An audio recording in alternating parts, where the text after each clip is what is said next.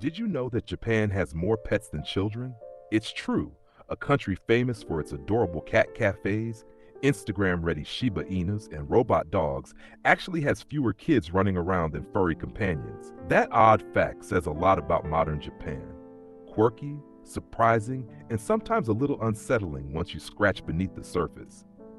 But Japan is far more than sushi rolls, samurai movies, or anime memes. It's a nation where ancient temples stand next to neon skyscrapers, where bullet trains zip past rice paddies, and where politeness is a national art form. Before we dive deep, let's take a quick tour of the big picture. Culture, nature, history, and where Japan stands today. When it comes to culture, Japan is a blend of contradictions that somehow make perfect sense. On one hand, it's home to some of the world's most cutting-edge tech, with Tokyo practically glowing from all the LED screens and vending machines. On the other hand, it's a society obsessed with tradition. Think tea ceremonies, sumo wrestling, cherry blossom festivals, and a calendar full of Shinto rituals. Food is another window into Japan's identity. Sushi may be the global superstar, but at home, ramen, curry rice, and izakaya bar snacks are just as beloved.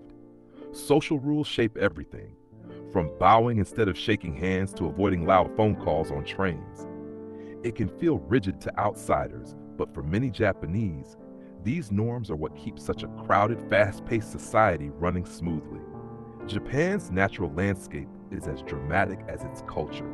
This is a country where nearly 70% of the land is covered by mountains, including the iconic Mount Fuji, which looks like it was drawn by a poet with too much time on their hands. The Japanese Alps slice through the main island, while lush forests, hot springs, and volcanic landscapes dominate much of the countryside. Earthquakes and tsunamis are part of life here, reminders that Japan sits on the restless ring of fire. And yet, nature is celebrated everywhere.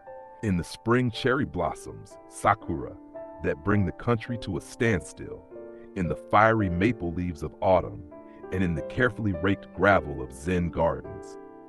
For all its urban sprawl, Japan still has a deep reverence for the natural world. History has shaped Japan into something truly unique. For centuries, it was a closed-off, samurai-run feudal society, keeping outsiders at arm's length. Then, almost overnight in the mid-19th century, it flung open its doors and sprinted into modernity, industrializing faster than just about anyone else. That rush brought both glory and disaster. Imperial ambitions led to war, ending in the devastation of World War II. But out of the rubble, Japan rebuilt itself into an economic powerhouse, creating everything from Walkmans to Toyotas to PlayStations. It's a country that knows how to reinvent itself, sometimes painfully, but always with determination. And then there's modern Japan.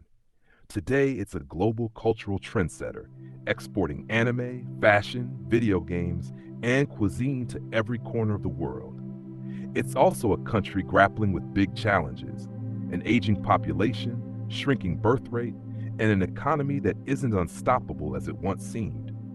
Tokyo is one of the busiest, most futuristic cities you'll ever see. But travel to rural villages and you'll find shuttered schools, elderly residents, and fading traditions. Yet Japan remains endlessly fascinating, balancing the hypermodern with the deeply traditional in a way no other nation quite manages. So that's the snapshot, a nation of rituals and robots, temples and technology, chaos and order. Now let's dive in and really get to know Japan, starting with its people and culture. If you really want to understand Japan, start with its people. Nearly 125 million of them live crammed into a relatively small set of islands, making it one of the most densely populated countries in the world. And yet, if you walk through a Tokyo subway at rush hour, you'll notice something remarkable. It's quiet, hundreds of people packed together, barely making a sound, moving like an invisible orchestra. That's Japan in a nutshell. Crowded, fast-paced, but governed by a set of unspoken rules that keep everything running smoothly. One of the first things outsiders notice is how politeness is practically a national language. Bowing, for example, isn't just a touristy gimmick. It's a layered system of greetings, apologies, and respect. A shallow bow might say hello, a deeper one says sorry, and the longest bows are reserved for very formal situations. Even handing over a business card is a ritual. You hold it with two hands, offer it with a slight bow, and the receiver accepts it the same way. Just shoving it in your pocket is basically cultural blasphemy. At the same time, Japanese culture has a reputation for being rigid. Rules are everywhere. There's a right way to stand on escalators, left in Tokyo, right in Osaka, a right way to line up for the train, and even a right way to slurp noodles.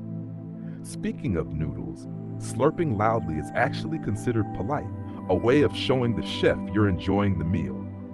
For visitors, it can feel like you're constantly one step away from messing up.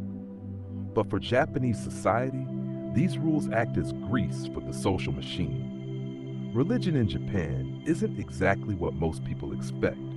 It's not about dogma or strict worship. It's more like a blend of traditions that quietly weave through everyday life. Shinto, the indigenous spirituality of Japan, focuses on nature and spirits called kami. Think of them as divine presences that live in waterfalls, trees, or even in household objects. Buddhism, imported from China and Korea centuries ago, coexists comfortably alongside Shinto. The result? Many Japanese will pray at a Shinto shrine on New Year's, hold a wedding in a Western-style chapel, and then have a Buddhist funeral. Religion here is less about choosing a single faith and more about participating in rituals that tie the community together. Festivals are where Japanese traditions really shine. Almost every town and city has its own matsuri, or festival, often tied to a shrine or a season. They range from the elegant, like Kyoto's Gion Matsuri, where centuries-old floats parade through the streets, to the wild, like the Hadaka Matsuri, where nearly naked men scramble for lucky charms in the freezing cold. And then there are the fireworks festivals of summer, when the night sky lights up and people gather in yukata, the lightweight summer kimono, eating skewers of grilled chicken or shaved ice with syrup. Food is another window into Japanese culture, and while sushi and ramen are global icons, the real story is variety. Japan is a nation obsessed with food, from high-end kaiseki dining, a multi-course meal that feels more like edible art, to cheap convenience store snacks that taste way better than they have any right to. Rice is still the staple, but noodles, seafood, and seasonal produce define the cuisine.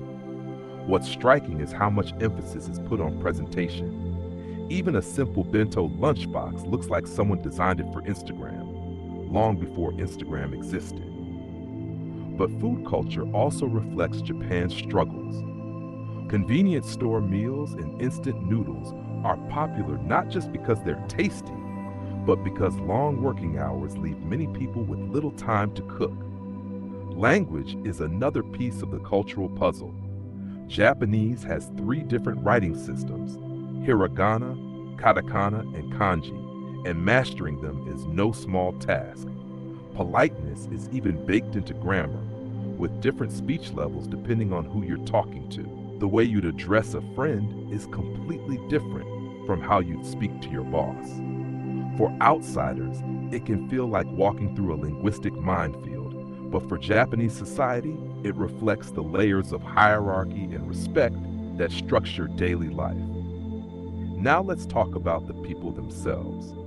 Japan is one of the most ethnically homogeneous countries in the world. Over 97% of the population identifies as ethnically Japanese. There are minority groups, the Ainu in Hokkaido, the Ryukyuan people of Okinawa, and communities of Korean and Chinese descent, but they make up a small portion of the whole. This homogeneity has its upsides: a strong shared culture, relatively low crime rates, and a sense of unity. But it also has downsides, such as struggles with immigration and diversity. Foreign residents often find it difficult to fully integrate, even if they've lived in Japan for decades.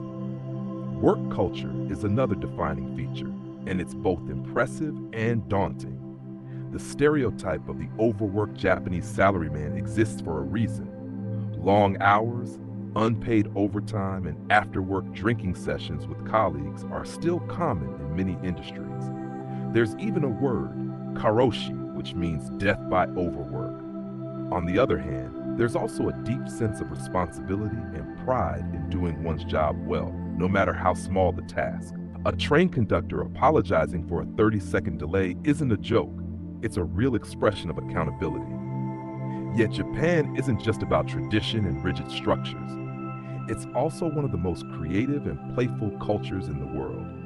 Anime and manga are obvious examples, but the culture of cuteness, kawaii, permeates everything. You'll see cartoon mascots for cities, police stations, even tax offices. Pop culture is taken seriously here, and it shapes everything from fashion to advertising. At the same time, underground subcultures thrive, from punk rockers to cosplay enthusiasts to those who gather in maid cafes or gaming arcades that never seem to close. Geographically, there are cultural differences across the islands too. Tokyo is fast-paced, business-driven, and international, while Osaka has a reputation for being friendlier, more casual, and obsessed with food. Kyoto, once the imperial capital, leans heavily into tradition, with its temples, geisha districts, and slower pace of life. Hokkaido in the north is rugged and sparsely populated, known for its beer, skiing, and seafood, while Okinawa in the south feels almost tropical, with its own distinct traditions, cuisine, and music. Family life in Japan has changed dramatically in recent decades. Traditional households with 3 generations under one roof are less common now, replaced by nuclear families or even single-person households. In fact, single-person living is on the rise, especially in urban areas, where small apartments and convenience store dinners are the norm. Marriage rates are declining, birth rates are among the lowest in the world, and the population is rapidly aging. This demographic shift is one of the biggest challenges Japan faces, and it's reshaping everything from the workforce to social security to rural village life. Social issues deserve mention too. While Japan is often praised for safety, cleanliness, and efficiency, it also struggles with things like gender inequality and mental health. Women have made strides in education and the workforce, but traditional gender roles still linger. Mental health issues, particularly social withdrawal among young people, have gained attention. There's even a word, hikikomori, for those who retreat entirely from society, staying indoors for months or years at a time. It's a reminder that beneath the polished surface, Japan has its share of challenges. Still, what makes Japan fascinating is how it holds all these contradictions together. A society that reveres the past while racing toward the future. A place where rules are strict but creativity thrives. Where people work tirelessly, yet spend weekends in cosplay or at karaoke. Where the aging population worries the government, but the younger generation continues to pump out cultural exports that shape the globe. To really know Japan is to see these contrasts not as contradictions, but as different sides of the same coin. The politeness, the order, the rituals, they aren't just cultural quirks, but survival strategies for living in such a densely packed, complex society. And the creativity, the playfulness, the quirks, they're pressure valves, ways of keeping the culture vibrant and resilient. That's Japan's people and culture. Endlessly layered, sometimes baffling, often inspiring, and always worth paying attention to. Where Japan may be one country, but it's really more like a sprawling collection of contrasts, packed into 4 main islands and thousands of smaller ones.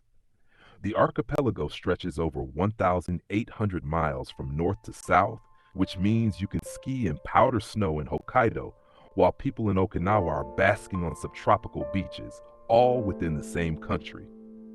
Geography isn't just a backdrop for Japan. It's the engine that has shaped its culture, economy, and history for centuries. Start with the basics. The 4 main islands, Hokkaido in the north, Honshu in the middle, Shikoku tucked under Honshu, and Kyushu in the south, hold almost the entire population. Tokyo, Osaka, and Kyoto all sit on Honshu, which is by far the most developed and crowded. But beyond the cities, you'll quickly realize how much of Japan is not urban at all. Around 70% of the land is covered by mountains, making it one of the most mountainous nations in the world. That's why so much of the population hugs the coasts, leaving the interior largely forested and wild. Mountains aren't just scenery here, they're central to the Japanese sense of identity. None is more famous than Mount Fuji, the perfectly symmetrical snow-capped volcano that rises more than 12,000 feet. It's a national symbol, a religious icon, and an Instagram favorite. Pilgrims have been climbing Fuji for centuries, and even today, thousands of hikers make the trek every summer. But Fuji is more than just a mountain. It's also a reminder of how Japan lives in the shadow of nature's power. After all, Fuji is a volcano, and like much of Japan, it sits on the volatile ring of fire. That brings us to one of the defining features of Japanese geography: earthquakes. The islands exist because of the collision of tectonic plates, and the ground never really stops shifting. Small tremors are part of daily life, but every so often, disaster strikes. The 2011 Tohoku earthquake and tsunami devastated entire towns, killed nearly 20,000 people, and triggered the Fukushima nuclear disaster. Yet Japan's resilience in the face of these challenges is legendary. Earthquake-resistant architecture, public safety drills, and early warning systems make it one of the most prepared countries in the world. Living with constant seismic risk has shaped a culture that respects both the beauty and the danger of nature. Volcanoes are another reminder of Japan's fiery underbelly. There are more than 100 active ones scattered across the islands. But instead of just seeing them as threats, the Japanese have turned volcanic activity into a lifestyle. Hot springs, or onsen, are everywhere, and bathing in these mineral-rich waters is both relaxation and ritual. Towns like Beppu and Hakone thrive on their hot spring culture, drawing millions of visitors every year. Sitting in an outdoor bath, steam rising into crisp mountain air, is one of those quintessential Japanese experiences. If mountains dominate the interior, the coastlines define the rest. Japan has one of the longest coastlines in the world, stretching over 18,000 miles. That much shoreline has made seafood central to the national diet. From sushi-grade tuna to everyday bowls of miso soup filled with seaweed and fish, the ocean is Japan's pantry. Fishing villages dot the coasts, and modern cities like Tokyo still rely heavily on seafood markets. Tsukiji, once the world's largest fish market, became legendary for its tuna auctions, where single fish could sell for hundreds of thousands of dollars. But the sea has also been both protector and barrier. For much of history, Japan's island geography insulated it from invasions and outside influence, allowing a unique culture to develop in relative isolation. At the same time, the ocean also made Japan look outward. From medieval trade with China and Korea to modern shipping routes, the sea is how Japan connects to the world. It's no coincidence that its economy, cuisine, and identity are so deeply tied to the water. Japan's climate is as varied as its geography. Hokkaido in the north is famous for long, freezing winters and some of the best skiing on Earth. Powder snow piles up by the foot, drawing winter sports enthusiasts from across the globe. Travel south to Honshu, and you'll find a more temperate climate with 4 distinct seasons that the Japanese celebrate with near obsession. Spring means cherry blossoms, or sakura, when the whole country pauses to picnic under pink petals. Autumn brings fiery maple leaves, equally beloved and celebrated. Summer is hot and humid, marked by fireworks festivals and cicadas buzzing in the trees. And in winter, central Honshu's snow country can see record-breaking snowfall, burying houses and roads under mountains of white. Kyushu and Okinawa in the south shift the tone completely. Kyushu has a subtropical feel, With lush greenery, steaming volcanoes, and warm winters, Okinawa goes even further, offering turquoise seas, coral reefs, and beaches that look like they belong in the Caribbean rather than Japan. The Okinawan lifestyle, slower, more relaxed, with a diet rich in vegetables and seafood, has even been linked to some of the longest life expectancies in the world. Nature in Japan isn't just scenery, it's woven into art, religion, and daily life. Shinto, the indigenous spirituality, sees mountains, rivers, and trees as sacred. Shrines often sit at the foot of forests, blending seamlessly with the environment. Even Japanese gardens reflect a philosophy of harmony with nature. Meticulously arranged rocks, ponds, and moss aren't meant to look wild, but rather to capture the spirit of landscapes in miniature. A stroll through a Zen garden or under a cherry blossom tree isn't just relaxing, it's cultural immersion. Wildlife adds another layer to Japan's natural identity. Snow monkeys, famous for soaking in hot springs during winter, are a tourist favorite. In the forests, deer roam freely in Nara, where they've been considered messengers of the gods for centuries. Offshore, whales and dolphins remind us of Japan's controversial whaling history, which still sparks international debates. Meanwhile, the mountains hide black bears, and rural areas see the occasional clash between humans and wild boars.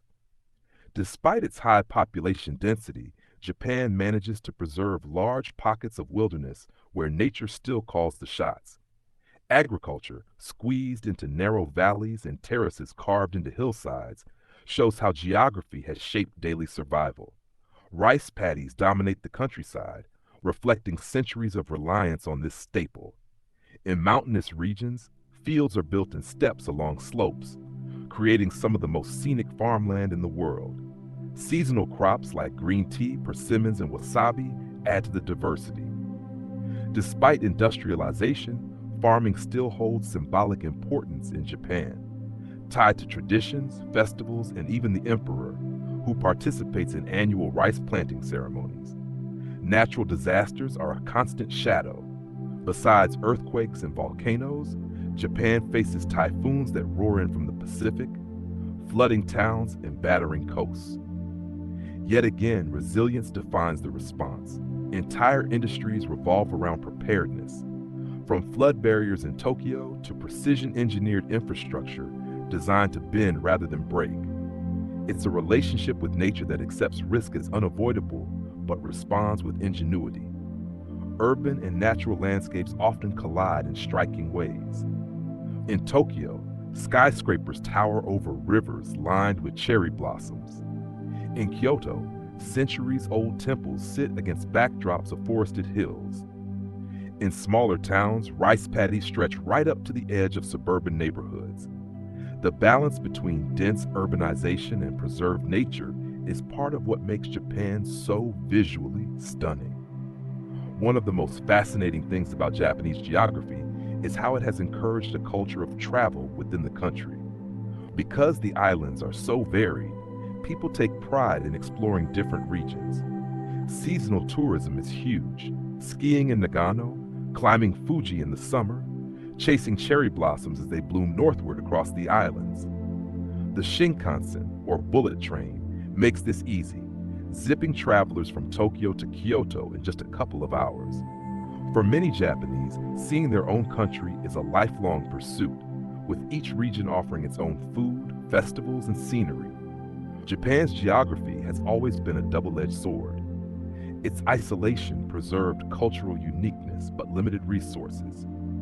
Its mountains and coastlines created natural beauty, but left little flat land for farming or housing. Its volcanoes and earthquakes bring destruction, but also hot springs and fertile soil. In short, Japan's environment demands respect, adaptation, and creativity. To understand Japan's nature is to understand its people. The cherry blossom that blooms brilliantly but briefly, the resilience after disasters, the harmony between built environments and wild landscapes. All of it reflects a society shaped by its geography. Living here means living with constant reminders of nature's power, but also its beauty. That's Japan's natural world, breathtaking, unpredictable, sometimes unforgiving, but always central to the story of the nation. If Japan's geography gave it the setting, its history provided the script. What makes Japanese history so fascinating is how it mixes periods of deep isolation with bursts of outside influence, creating a culture that is at once uniquely its own and yet constantly borrowing, adapting, and reinventing. To understand Japan today, we need to walk through the centuries that shaped its traditions, politics, and worldview. Prehistoric beginnings. Jomon and Yayoi, Japan's earliest known culture, the Jomon period around 14,000 to 300 BCE, gave us some of the oldest pottery in the world. These people were hunter-gatherers who lived in pit dwellings and decorated clay pots with rope patterns. Jomon literally means cord-marked. They hunted, fished, and foraged, leaving behind artifacts that show surprising artistry for a people living millennia before rice farming. Around 300 BCE, a major shift happened with the Yayoi period. This is when rice agriculture, metalworking, and weaving techniques arrived, most likely from Korea and China. Rice was a game changer. It allowed for population growth, permanent settlements, and the beginnings of social hierarchy. Villages formed around irrigated paddies, and soon political power was concentrated in the hands of elites. Japan was beginning to look less like a loose collection of tribes and more like a developing society. The rise of the Yamato and early statehood. By the 3rd and 4th centuries CE, the Yamato clan rose to dominance. They established control over much of Honshu and Kyushu, and their leaders claimed descent from the sun goddess Amaterasu, laying the foundation for Japan's imperial family. This is where one of Japan's most extraordinary institutions begins, the world's oldest continuous monarchy. Even today, Emperor Naruhito traces his lineage back to these mythological roots. Contact with China and Korea intensified during this period, especially in the Asuka and Nara eras, 6th, 8th centuries. Japan imported Buddhism, Confucian principles, written characters, and even Chinese-style government structures. The Taika reforms of 645 tried to centralize power under the emperor, modeled on China's bureaucracy. But while Japan borrowed heavily, it never became a carbon copy. Buddhism was mixed with Shinto beliefs. Chinese characters were adapted into a uniquely Japanese writing system, and political systems were modified to fit local traditions. The Nara period, 710 to 794, gave Japan its first real capital city at Nara, built to resemble the Chinese capital Chang'an. It was a time of political centralization, temple construction, and literary blossoming, including the Kojiki and Nihon Shoki, the earliest written chronicles of Japan. Yet it also set the stage for a tension that would define centuries: the balance between imperial authority and the power of noble families. The Heian period, court culture and refinement. In 794, the capital moved to Heian-kyo, modern Kyoto, marking the beginning of the Heian period, 794 to 1185. This era is often romanticized as Japan's golden age of classical culture. Aristocrats at court perfected a lifestyle of poetry, calligraphy, elaborate clothing, and subtle social games. The most famous work from this period is The Tale of Genji by Murasaki Shikibu, often called the world's first novel. It captured the loves, ambitions, and intrigues of court life, offering a window into a society obsessed with aesthetics and refinement. But while nobles lived in luxury, the emperor's political power waned. Real authority often rested with powerful clans like the Fujiwara, who ruled behind the throne through strategic marriages and influence. Meanwhile, outside the courtly bubble, provincial warriors were gaining strength, the beginnings of the samurai class. The Age of the Samurai, Kamakura and feudal Japan. By the late 12th century, Japan shifted dramatically. After a series of conflicts between warrior clans, the Minamoto clan emerged victorious. In 1192, Minamoto no Yoritomo became the first shogun, establishing the Kamakura shogunate. This was a turning point. Emperors still existed, but real power was now in the hands of military rulers. The Kamakura era, 1185 to 1333, saw the rise of the samurai as Japan's dominant class. Loyalty, martial skill, and service defined their role. Zen Buddhism, with its emphasis on discipline and meditation, became deeply influential among warriors. This was also the era when Japan faced one of its greatest external threats, the Mongol invasions of 1274 and 1281. Both times, massive fleets sent by Kublai Khan attempted to land in Kyushu. Both times, they were thwarted not just by samurai defense, but by typhoons that wrecked the Mongol ships. These storms were remembered as kamikaze, or divine winds, believed to have saved Japan from foreign conquest. Despite this triumph, the Kamakura regime eventually weakened. The cost of defense strained resources, and internal power struggles eroded stability. The Muromachi period and warring states. The Muromachi period, 1336 to 1573, began when the Ashikaga clan established a new shogunate in Kyoto. Culturally, it was vibrant. This was the age of no theater, ink painting, Zen gardens, and the tea ceremony's early development. Yet politically, it was turbulent. Central authority was weak, and by the late 15th century, Japan plunged into the Sengoku period, or Warring States era. From the 1460s to the 1500s, Japan fractured into dozens of rival domains ruled by warlords called daimyo.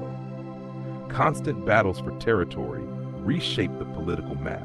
This was a brutal age, but also one of innovation. Castles were built across the landscape. New strategies emerged, and firearms arrived with Portuguese traders in the 1540s. The matchlock gun quickly found its way into samurai warfare, forever changing the battlefield. Amid this chaos, three great unifiers rose: Oda Nobunaga, Toyotomi Hideyoshi, and Tokugawa Ieyasu.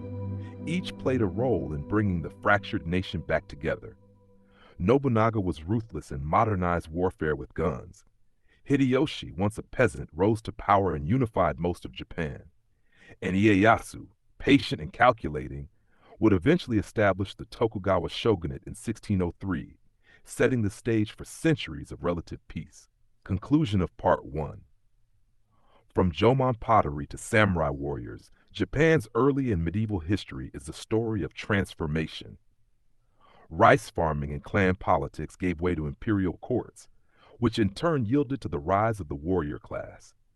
Foreign influence from China, Korea, and even attempted Mongol invasions helped shape the islands. But Japan's geography and resilience kept it from being absorbed by outside powers. By the end of the Sengoku era, the stage was set for a new chapter, the Tokugawa shogunate and the long peace of early modern Japan. When Tokugawa Ieyasu won the Battle of Sekigahara in 1600 and became shogun 3 years later, he did more than just end centuries of civil war. He built the framework for a new Japan, one that would remain remarkably stable for over 2.5 centuries. From the orderly calm of the Tokugawa shogunate to the fiery upheaval of World War II, this period is where Japan transformed from a feudal society into a modern industrial power, and at a breathtaking pace. Tokugawa shogunate, the long peace. The Tokugawa period, 1633-1868, also known as the Edo period after its capital city, modern Tokyo, was defined by stability.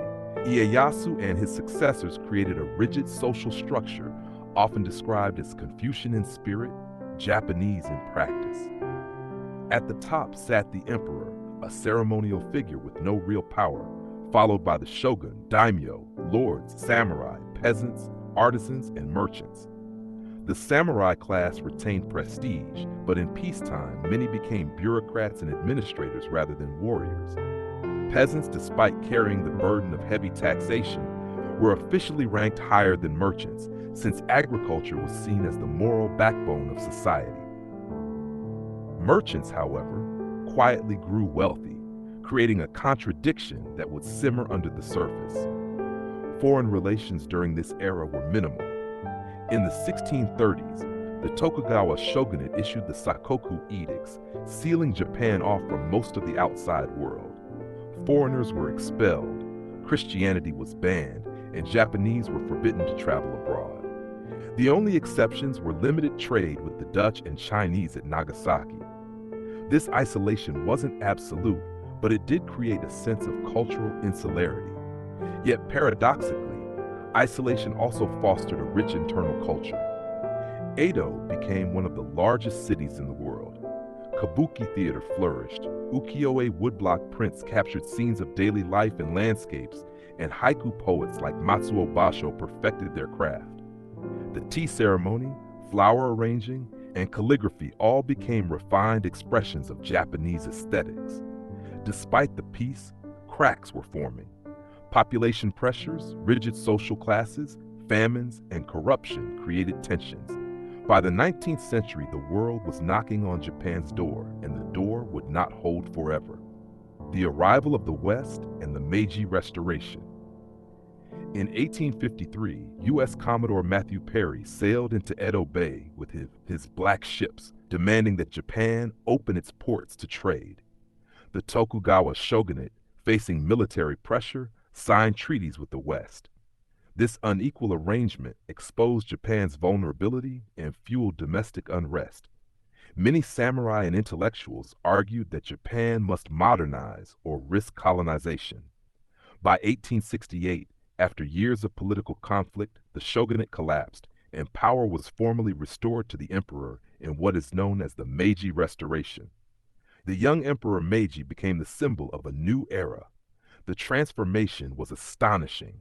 Within a few decades, Japan reinvented itself from a feudal society into a modern industrial nation. The government abolished the samurai class, established a conscript army, built railways, and introduced Western-style education and legal systems. The slogan of the day was Fukoku Kyohei, enrich the country, strengthen the military. Western fashions, architecture, and technologies spread rapidly. Samurai swords were replaced by Western uniforms. Silk kimono gave way to suits and bowler hats in the cities. Yet even as Japan embraced modernization, it carefully maintained cultural identity, blending foreign ideas with Japanese traditions. Politically, Japan adopted a constitutional monarchy in 1889, with the emperor as a sacred figure at the top. While the parliament and prime minister existed, real power often lay with a small oligarchy of leaders. Japan's imperial expansion. Modernization wasn't just about catching up with the West, it was also about competing with it. Japan soon turned outward, joining the imperialist scramble for influence in Asia. The first test came in the First Sino-Japanese War, 1894 to 1895. To the world's surprise, Japan defeated China, gaining Taiwan and Korea as protectorates. This victory shocked Western powers, proving that Japan was now a formidable player. The next test came in the Russo-Japanese War, 1904 to 1905. Again, Japan triumphed, becoming the first Asian nation to defeat a major European power in modern warfare. This cemented Japan's reputation as a rising military force. Korea was formally annexed in 1910, and Japan expanded influence into Manchuria. The empire was growing, and with it, a sense of destiny. Many Japanese began to see their nation not only as modern, but as uniquely qualified to lead Asia. World War I and the interwar years. During World War I, Japan joined the Allies, seizing German colonies in the Pacific and China. The war was profitable, boosting Japan's economy and cementing its position as a world power. In the 1920s, Japan experienced a brief period of liberal politics known as the Taisho democracy. Urban culture flourished. Cafes, jazz, and modernist literature all made their mark. But beneath the surface, tensions brewed. Rural areas struggled with poverty. Economic crashes in the late 1920s and early 1930s hit hard. Nationalism surged, and the military began exerting increasing influence over politics. Civilian governments grew weak, while ultranationalist groups pushed for expansion and militarization. The road to war. In 1931, the Japanese army seized Manchuria, establishing the puppet state of Manchukuo. This bold move defied international norms and set Japan on a collision course with Western powers. Over the next decade, Japan expanded further into China, with the brutal Second Sino-Japanese War breaking out in 1937. Events like the Nanjing Massacre, where Japanese troops committed mass atrocities, stained Japan's reputation and remain controversial to this day. At home, society was mobilized for war. Propaganda portrayed Japan as the leader of an Asia for Asians, free from Western domination. In reality, Japan's empire imposed harsh rule on occupied territories. By the early 1940s, relations with the United States and Britain had collapsed. Japan, dependent on imports of oil and raw materials, faced embargoes that threatened its survival. The decision was made to strike first. World War II, expansion and defeat. On December 7, 1941, Japan launched a surprise attack on Pearl Harbor, pulling the United States into World War II. For a time, Japan seemed unstoppable, sweeping across Southeast Asia and the Pacific. From Hong Kong to the Philippines, Burma to Indonesia, the empire expanded rapidly. But the tide soon turned.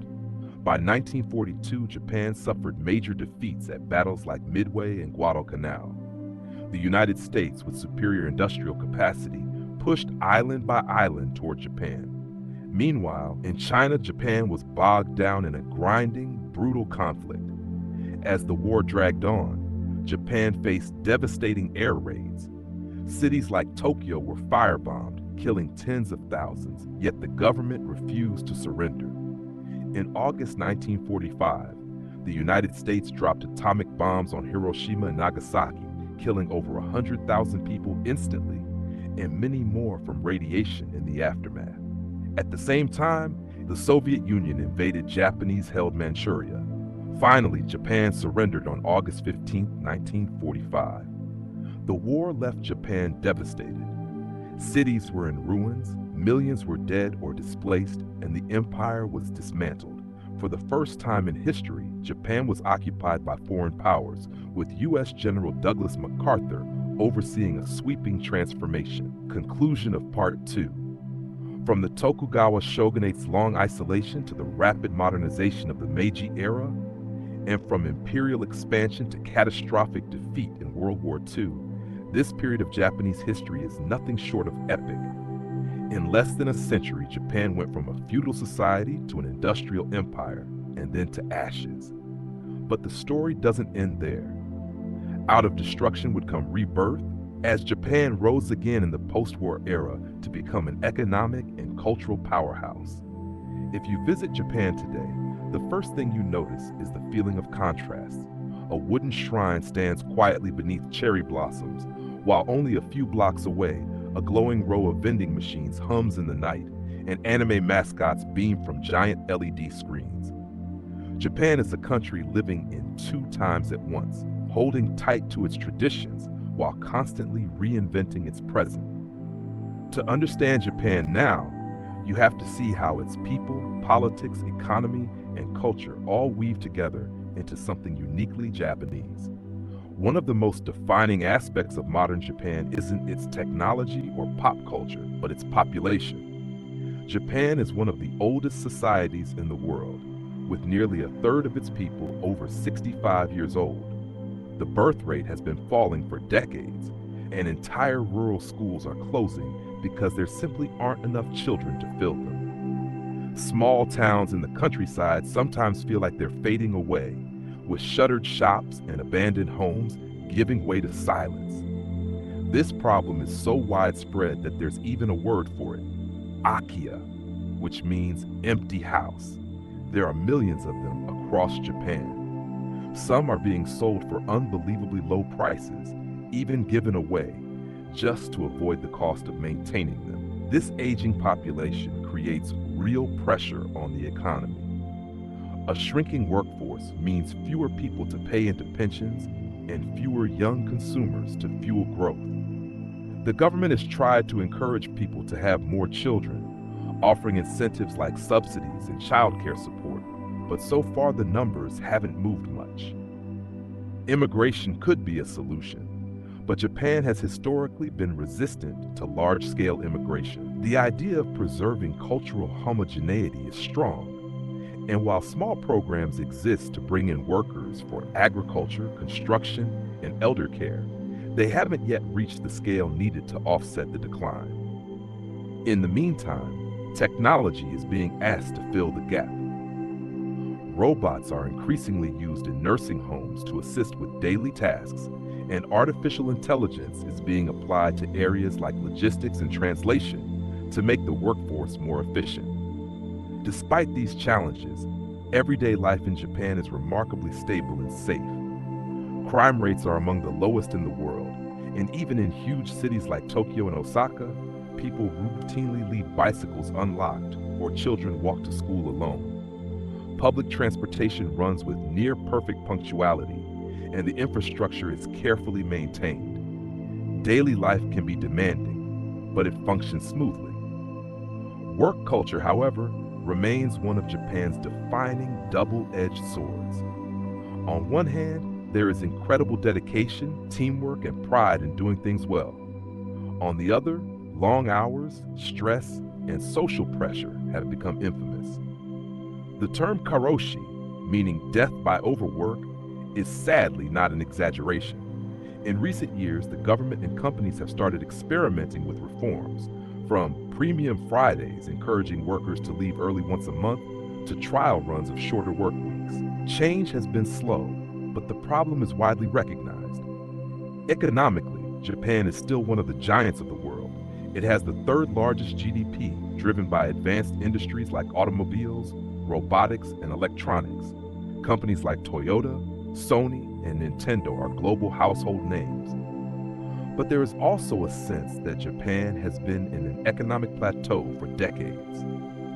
The burst of the asset bubble in the 1990s led to what became known as the lost decades, a period of stagnation that Japan has never fully shaken off. Deflation, high public debt, and a cautious business culture have slowed growth compared to the country's post-war miracle. That said, Japan remains a leader in innovation, particularly in areas like precision manufacturing, advanced robotics, and green technology. Even when GDP growth is modest, Japanese products continue to shape the world. Culturally, Japan is as influential as ever. Anime, manga, video games, and Japanese cuisine are global phenomena. From sushi counters in New York to Pokemon merchandise in Paris, Japanese soft power stretches far beyond its borders. Domestically, pop culture and traditional culture coexist. People still line up at temples for New Year prayers, while at the same time, giant idol concerts pack stadiums. Seasonal festivals bring communities together, from the summer fireworks displays to the cherry blossom viewings in spring, where entire families and groups of friends gather under blooming trees to eat, drink, and celebrate fleeting beauty. The Japanese sense of aesthetics, shaped by concepts like wabi-sabi, the appreciation of imperfection and impermanence, continues to influence design, fashion, and art. Religion in Japan today is less about strict belief and more about practice. Most people participate in both Shinto and Buddhist rituals, depending on the occasion. A child might be blessed at a Shinto shrine, while a funeral is usually Buddhist. Christianity is small but present, and interestingly, Christmas has become a popular holiday for young couples, complete with elaborate light displays and even a strange tradition of eating Kentucky Fried Chicken. Surveys show that many Japanese consider themselves non-religious, yet temples and shrines remain full of visitors, and festivals tied to spiritual traditions are still central to community life. Politically, Japan is a parliamentary democracy with a constitutional monarchy. The emperor, currently Emperor Naruhito, serves a symbolic role, embodying continuity and tradition, but holding no real political power. Day-to-day governance is handled by the Prime Minister and Parliament. The ruling Liberal Democratic Party has dominated politics for most of the post-war period, with only brief interruptions. This long dominance has sometimes been criticized for creating complacency and a lack of fresh ideas, but it has also provided stability in a region where geopolitics can be tense. Speaking of geopolitics, Japan's role in the world today is shaped heavily by its relationship with its neighbors and with the United States. The U.S.-Japan alliance remains central, with American military bases stationed across the country as part of a security arrangement dating back to the end of World War II. This alliance helps balance tensions with China and North Korea, both of which loom large in Japan's security concerns. Japan has maintained a pacifist constitution since the war, but in recent years, debates about expanding its military role have become more urgent. Rising regional tensions, particularly in the East China Sea, have pushed Japan to gradually reinterpret its constitutional restrictions, allowing for more active self-defense measures. On the global stage, Japan plays a quieter but steady role. It is a major donor in development aid, a leader in international organizations, and a key voice on issues like climate change.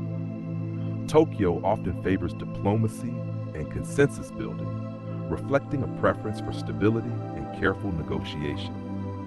While Japan may not project power as loudly as some other nations, its influence is undeniable. In everyday life, modern Japan continues to captivate both locals and visitors with its efficiency and quirks. Convenience stores are stocked with surprisingly gourmet options, trains run with legendary precision, and vending machines can be found on nearly every block. At the same time, social issues are visible. Urban housing is expensive and cramped, raising children can be prohibitively costly, and gender equality remains a challenge. Women in Japan are highly educated, but social expectations and workplace barriers often limit their advancement in careers. The government has promoted policies aimed at empowering women, but cultural change tends to move slowly. Environmental issues are another ongoing concern. Japan is highly vulnerable to earthquakes, tsunamis, and typhoons, and the memory of the 2011 disaster, when a massive earthquake and tsunami triggered the Fukushima nuclear meltdown, is still fresh. Since then, Japan has wrestled with its energy strategy, balancing safety concerns about nuclear power with the need to reduce reliance on imported fossil fuels. Renewable energy is growing, but Japan's mountainous geography makes large-scale expansion difficult. Still, resilience is built into the culture, and communities regularly prepare and drill for natural disasters. Despite its challenges, Japan today continues to fascinate the world with its ability to balance tradition and modernity. It is a place where a centuries-old tea ceremony can exist alongside the latest smartphone app, where temples stand undisturbed in the shadow of skyscrapers, and where a society facing immense demographic and economic hurdles continues to function with remarkable harmony. The present-day Japan is neither the booming miracle economy of the 1980s nor the feudal kingdom of samurai centuries ago.